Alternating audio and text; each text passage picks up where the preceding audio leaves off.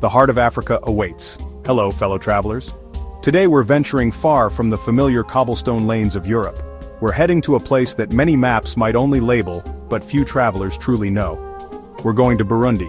Tucked away in the Great Rift Valley lies this small, heart-shaped nation, a land of 1,000 hills, vibrant culture, and some of the warmest smiles you'll ever encounter. Why Burundi, you ask? Because travel is about more than just seeing famous sights. It's about connecting with people and understanding different ways of life, finding beauty in unexpected corners of our world. Burundi offers just that, an authentic, unfiltered travel experience that stays with you long after you've returned home. Our adventure begins in Bujumbura, the economic capital and largest city of Burundi. Stepping off the plane, warm air, tropical blossoms, cooking fires, and street food smoke. Bujumbura sits on the northeastern shore of Lake Tanganyika, its presence felt everywhere. Moto taxis weaving through traffic, vendors selling fresh fruit and colorful textiles, people going about their day, purposeful yet relaxed energy, walking along Chaussée d'Uvira, the buzzing artery from dawn to dusk, a cross-section of life. Businessmen in sharp suits, women in vibrant igitenge balancing baskets on their heads, car horns, lively chatter in Kirundi and French, music spilling from a small shop. Every corner, a new sight, a new sound, a new smell. At Rusizi National Park, the river delta where Rusizi meets Lake Tanganyika, our guide Jean-Pierre shows us pelicans, egrets, kingfishers, and hippos wallowing in shallow water. Evening falls, Bujumbura transforms. At a small lakeside restaurant with plastic chairs on sand, cold Primus beer in hand as the sun dips, creating orange sky and purple twilight over Lake Tanganyika. Silhouettes of fishing boats with twinkling lanterns. As darkness fell, the lake became dotted with hundreds of tiny lights, looking like a city floating on the water, a moment of pure, simple joy. You cannot talk about Burundi without talking about its drummers. The royal drummers are more than musicians. They are living history, a UNESCO-recognized tradition. In the hills near Gishora, one of the country's historic royal sites, I witnessed a performance.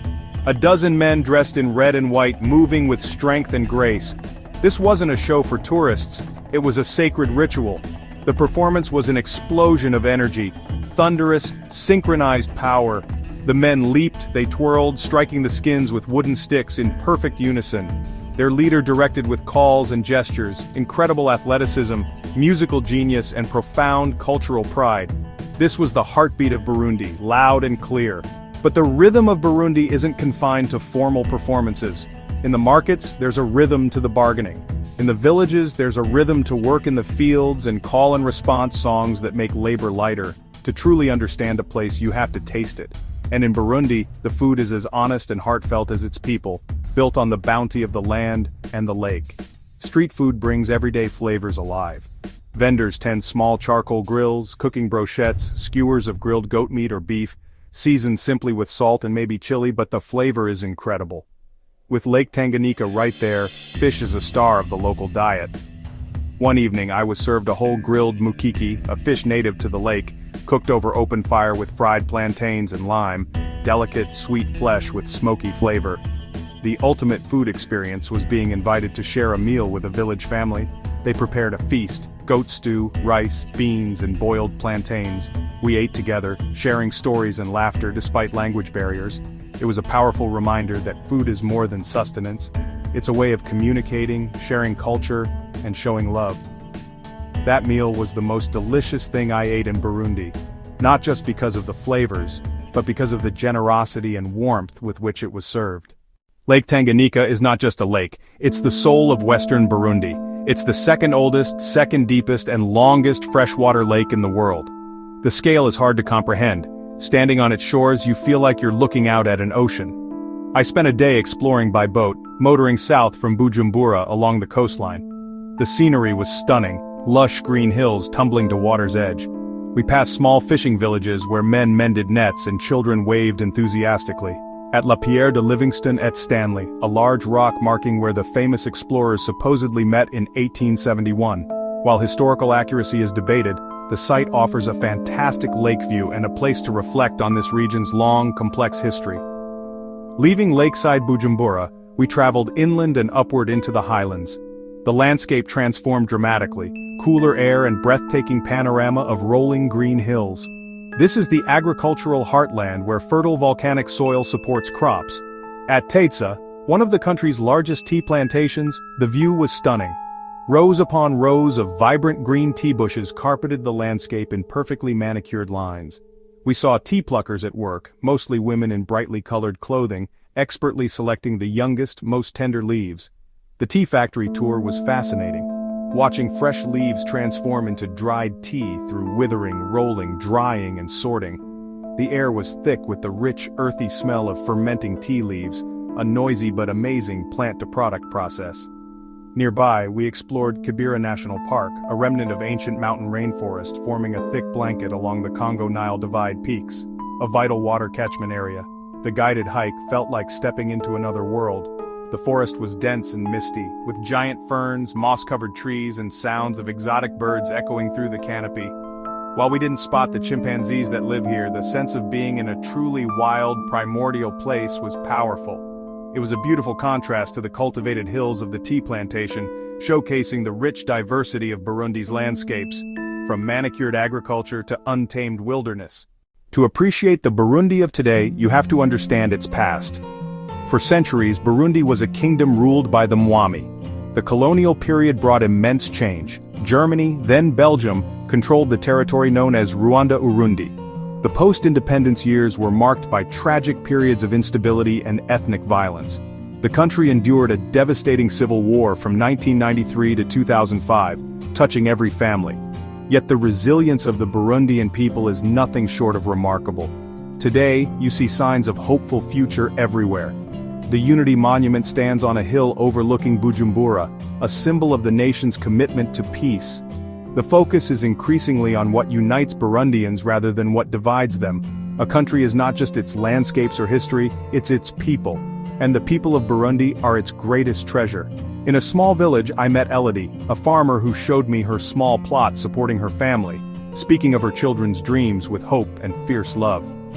In Bujumbura's central market, I met Fabrice, who sold colorful fabrics. He had big ambitions, dreaming of expanding his business, importing textiles from across Africa. He learned English by talking to visitors, his curiosity about the world infectious. My guide Innocent was knowledgeable about his country's history, wildlife, and culture, but his personal story moved me most. He had lived through the Civil War, lost family members, but spoke not with bitterness but with profound sadness and deep desire for peace. He told me, "We have seen what hate can do. Now, we must show the world what love and forgiveness can build." His words captured the resilient, forward-looking spirit of so many Burundians I met. Voices of farmers, artists, entrepreneurs, and survivors. These voices are filled with pride for their culture, sorrow for their past, and unwavering hope for their future. Traveling here is a chance to listen, to learn from their experiences, and to see the world through their eyes. It's these personal connections that transform a trip into a meaningful journey. The people of Burundi don't just welcome you to their country, they welcome you into their lives, and that is a gift no travel guide can ever fully capture. Our journey through Burundi has shown us a country of incredible beauty, profound culture, and inspiring resilience. From the vibrant energy of Bujumbura to the tranquil shores of Lake Tanganyika, from the thunderous beat of the royal drums to the quiet dignity of the people we met, this is a place that captures your heart and changes your perspective. It's a reminder that the most rewarding travel experiences often lie far from the tourist trail, in places that ask us to be more than just spectators, to be curious, open, and connect on a human level. Burundi is a perfect example of travel that matters.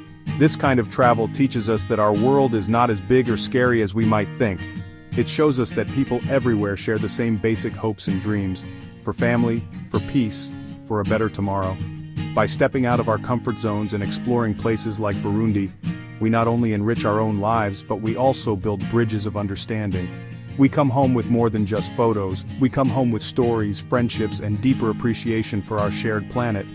The spirit of Burundi will stay with me for a long time. So as we finish our adventure in this remarkable corner of Africa, I have a question for you. Where do you want to go next?